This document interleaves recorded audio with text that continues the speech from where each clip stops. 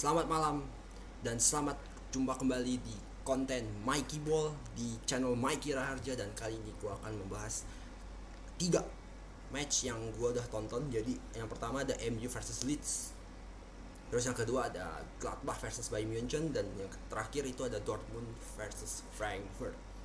Oke, gue gak usah lama-lama, jadi gue langsung ngomong aja di match pertamanya. So, MU versus Leeds. Nah, ini ya gue bisa bilang ya, MU ini kan selama ini kan memang lebih ngandelin counter. Dan gue udah tonton gimana MU berlaga gitu, dan selalu manfaatkan counter setiap kali main. Dan kalau dilihat dari kedalaman squadnya ya sebenarnya ini ya memang salah satunya memang mereka punya winger yang bagus dan fullback yang oke. Jadi strategi counter attack mereka bisa jalankan itu. Tapi sebenarnya dengan strategi apa ya, build up serangan tuh sebenarnya mereka lebih bisa gitu loh. Maksud gue potensinya tuh ada dalam squad mereka. Cuman ya gue harus bilang ya, Ole ini apa ya, cuman kalau gue bilang itu cuman ngandelin satu strategi doang. Itu yang membuat Ole ini terasa monoton dalam segi gameplay. Itu dari pandangan gue ya tentang Ole di MU. Sementara Leeds ya kayak anak lugu aja gitu. Udah tahu nggak bisa main terlalu banyak membuka ruang, nggak bisa yang 100% lah bener-bener ngandelin strateginya mereka, yaitu open dengan membangun serangan lewat short pass dan open play. Tapi berkali-kali mereka lakukan itu gitu loh. Even lawan tim besar kayak MU sekalipun ya mereka mau nggak mau paksain aja main kayak gitu. Kayak apa ya, kalau gue bilang Leeds ini seperti mencari harta karun tanpa kompas sama peta. Buta gitu loh, membabi buta, nggak ngerti gitu loh lawan yang mereka hadapi. Pokoknya barbar ke depan, bangun serangan, konsepnya pertahanan terbaik adalah menyerang. Dan itu yang biasa lakukan.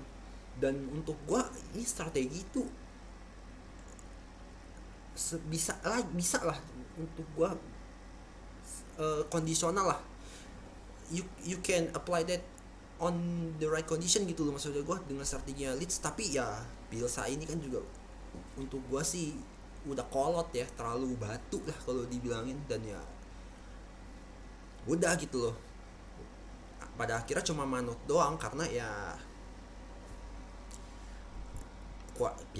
kualitasnya seadanya tapi dipaksain gitu. Ya udah, akhirnya jadilah kayak kemarin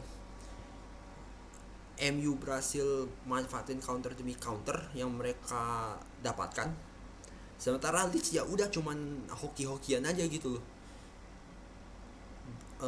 Gol dari Luke Ayling pun sebenarnya juga ya itu kayak setengah jatuh dari langit sih buat gue. Setengah apa ya, setengah dapat durian runtuh lah buat gue, karena emang bolanya pas pas sampai di kakinya dia. Dan kebetulan mau timingnya pas, jadi ya dapat satu gol dari Leeds gitu. Tapi selebihnya dari segi permainan ini MU ini apa ya, ketawa gitu loh, bener-bener tertawa dengan apa ya, keluguan Leeds yang buat gua sih terlalu bodoh aja gitu loh untuk gua. Makanya oleh dengan strategi counternya ya udah dengan gampang mereka bisa manfaatin situasi tersebut, dan akhirnya sampai 5 gol. Itu tuh nggak habis pikir aja sih sama si Bielsa. Dan ya Ole ya mainnya bakal gitu-gitu aja gitu loh, manfaatin counter pas lawannya main terbuka gitu. Nggak tahu nih kalau misalkan mainnya kayak contoh Chelsea atau ya Liverpool gitu, atau lebih-lebih kayak City gitu yang mainnya udah sistematik banget, sistem dan rencana game yang udah ada. Dan Arsenal juga gue nggak ngerti deh kenapa ya ketemu tim yang solid gitu, ya udah deh, udah tinggal berdoa aja dan berharap buat MU. Tapi ya untuk pertandingan pertama well deserved untuk MU bisa dapat kemenangan sebesar itu. So ya kita lihat lagi nanti sebagus apa nanti kiprahnya Ole di musim ini. Terus yang kedua itu ada Gladbach sama Munich. Nah, gue harus bilang memang penontonnya Bundesliga tuh memang jauh dibandingin penonton IPL atau La Liga plus juga Serie A. Tapi ya di sini gue akan coba dengan daya dan upaya gue untuk mengenalkan ya sepak bola Jerman lah ke kalian gitu. Ibaratnya gue kayak perantara untuk kalian gitu, karena jarang-jarang juga orang yang review Bundesliga dan juga mungkin Eredivisie sih kalau buat gue sih. Tapi ya dari segi market di Indonesia sih Bundesliga masih lebih banyak, jadi akan gue coba di channel gue ini. Jadi gue gak akan serta-merta cuman 3 liga besar utama doang, tapi ya tentu liga kayak Liga Jerman ini kan juga punya pengaruh besar di Eropa. So ya kalau emang ada yang bisa gue bahas ya akan gue bahas gitu. Oke, balik lagi ke pertandingan yang tadi. Jadi kedua tim ini mau Gladbach sama Munich sebenarnya mereka mampu memanfaatkan peluang yang mereka dapatkan lah gitu. München dengan ball possessionnya dan juga Gladbach ya mungkin banyak yang udah nonton gitu Gladbach seperti apa permainannya, ya paling hanya ngandelin counter attack dan memanfaatkan kesalahan aja dari Bayern Munchen gitu. Karena praktis memang dari segi kualitas Bayern Munchen ini ya tahu sendiri lah gitu, jauh sekali di atas tim-tim lain gitu. Bahkan di saat tim-tim kompetitor lain pada jatuh ya mereka tetap bisa di atas gitu. Contoh kayak Dortmund, Leipzig yang musim lalu gue lihat tuh makin ke bulan April malah makin angin-anginan gitu, gak ada konsistensi dalam form permainan mereka lah gitu. Tapi Gladbach ini kan kalau kalian ngikutin gitu sangat bisa menyulitkan tim-tim besar, dan kali ini terjadi gitu.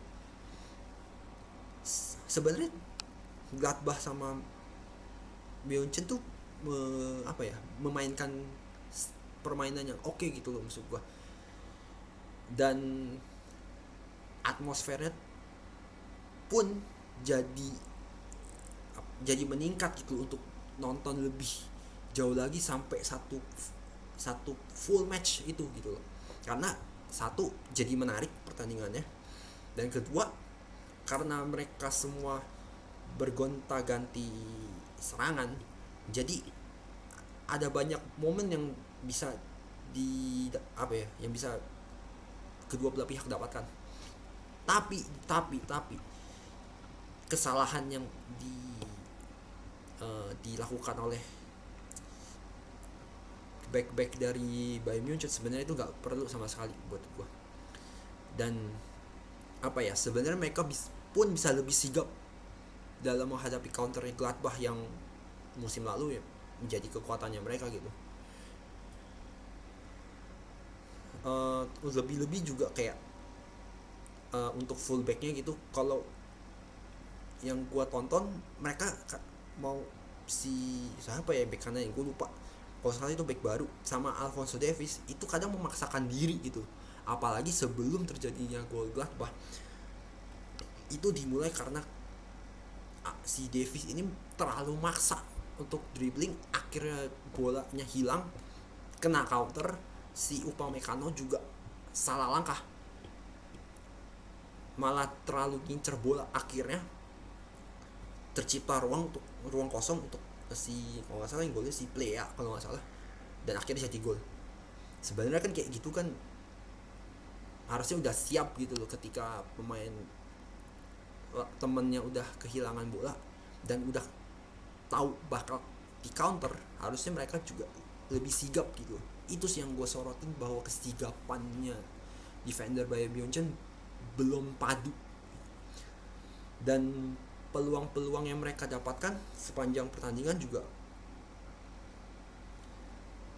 gak bisa mereka manfaatkan secara baik, kecuali ya Lewandowski gitu pas sebelum turun minum dari corner, terus dia kasih shoot. Nah, tahu sendiri kayak Lewandowski gitu kan gak butuh waktu banyak lah, gak perlu kayak berlama-lama megang bola untuk bisa ciptain gol, dan terbukti dengan kualitasnya ya kembali lagi si Lewandowski bisa menciptakan gol.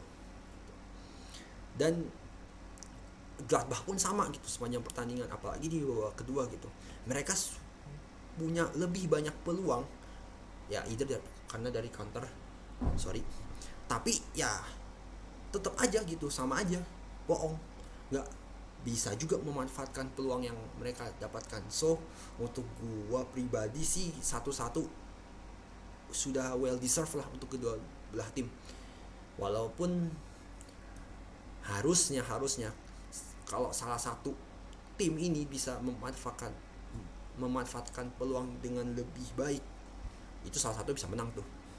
Oke. Dan yang terakhir gue mau bahas Dortmund versus Frankfurt yang kemarin, yang baru aja kemarin main gitu. Nah, gue harus bilang Dortmund ini benar-benar siap untuk pertandingan ini, dan terbukti dari cara mereka bermain, dari kesiapan mental mereka untuk menghadapi pertandingan pertama Bundesliga. Dan ya lebih-lebih mereka ketemunya tuh Frankfurt gitu loh, yang pas terakhir ketemu di Signal Iduna Park mereka agak kesusahan gitu dari pemain Dortmund untuk bisa ngeraih kemenangan.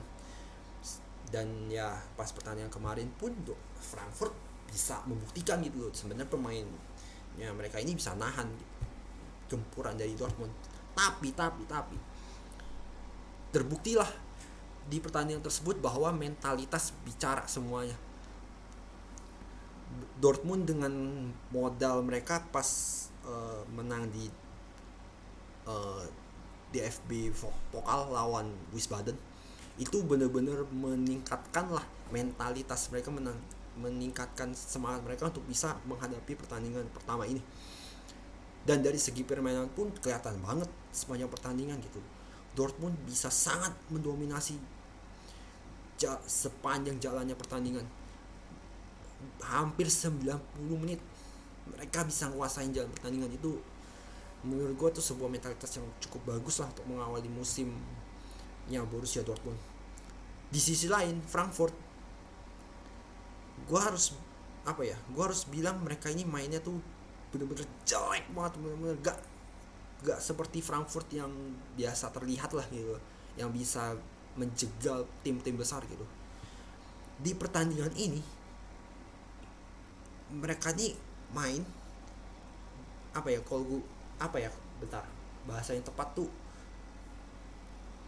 mereka bermain seperti mereka mencari harta karun tanpa kompas dan peta, membabi buta. Gak ngerti lagi deh gue sama game plan-nya Frankfurt ini, sama sekali bener-bener buta, sama sekali gak tahu mereka harus ngapain gitu loh.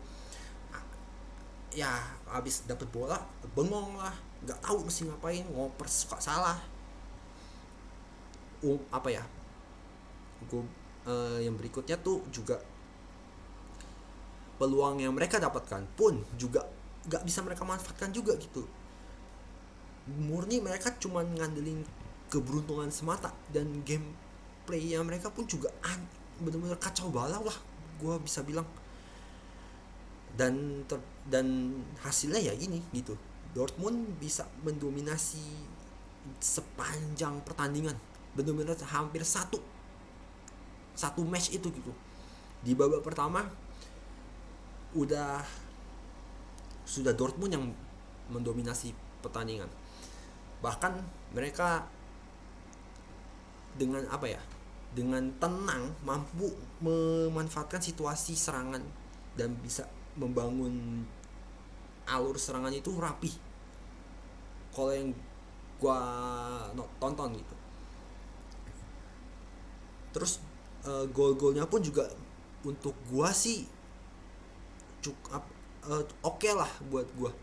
Walaupun ya gue pengen lihat lagi sih, penasaran kalau misalkan ketemu tim sebesar Bayern Munchen, mereka bisa nggak main kayak gini dengan skor yang impresif.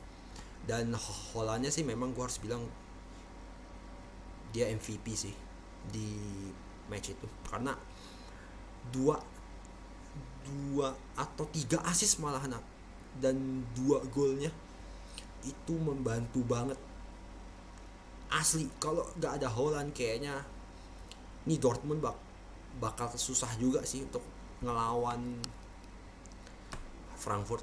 Yang tadi yang gue bilang, mereka tuh kayak nyari harta karun tapi nggak ada peta sama kompas, bener-bener asal aja jalan dan cenderung barbar membabi buta gitu. Dan kesalahannya Frankfurt juga sebenarnya itu nggak banget lah buat gue, apalagi kayak golnya Holland yang pertama itu itu sih menurut gue sesuatu yang harusnya haram dilakukan lah gitu. Cuman yang gue sorotin di sini adalah pertahanannya Dortmund, yang gue lihat dengan kebobolan 2 gol tuh masih ya pertanda bahwa dia tuh belum bisa manfaatin semua peluang yang ada gitu. Bukan manfaatin semua peluang, apa ya, menahan lah serangan dari Frankfurt. Apalagi tuh namanya Paslak itu, aduh, itu untuk gua sih adalah sebuah blunder tergoblok yang pernah gua lihat. Oke lah kalau misalkan lu blunder karena lost control atau apa ya, itu pun udah nggak bisa dimaafin juga gitu loh. Blunder namanya juga blunder gitu, menghasilkan petaka yang fatal. Apalagi dengan gue bunuh diri kayak gitu, seperti ada kesengajaan gitu dari si Paslak ini. Jadi gak ngerti gue bener-bener sama orang ini, apa demam panggung atau panik atau emang gak bisa main aja gitu si Paslak ini. Jadi kalau gue jadi pelatihnya Dortmund sih udah gue ganti sih, karena merusak momentum tim dan menghancurkan semangat mereka untuk bisa memenangkan partai pembuka. Bener deh, gue nggak habis pikir sama back kayak gitu, bener-bener deh ganggu banget. Dan untuk gol keduanya dari Hauge itu sebenarnya nggak perlu banget lah gitu. Mereka harus bener-bener lebih siap untuk menghadapi situasi free kick kayak gitu, karena kan ya mereka tuh udah jaga setiap pemainnya tapi mereka lupa untuk jaga ruang. Nah itu sih yang memang harus diimprove dari sisi Dortmund, bahwa ya mereka harus ningkatin fokusnya mereka terutama di pertahanan. Tapi untuk dari segi menyerang sih gua rasa udah oke sih untuk gua, tinggal di-improvise aja, terutama pas udah mulai melambat dimasukin lah si Daniel Malen dan terbukti bisa meningkatkan temponya lagi gitu. Oke, itu aja sih review singkat, bukan review singkat, malah review pertandingan yang sudah gua tonton, yaitu yang tadi yang gua sebutin gitu. Semoga ya besok bisa lebih seru lah, apalagi Barca sama Sociedad bakal main nanti malam. Dan untuk gue prediksi singkat aja, kalau Barca bisa bermain dengan kolektif dan mampu bekerja sama, bukan gak mungkin Barca bisa menang di partai pembuka. Oke, thanks for watching, see you on the next content.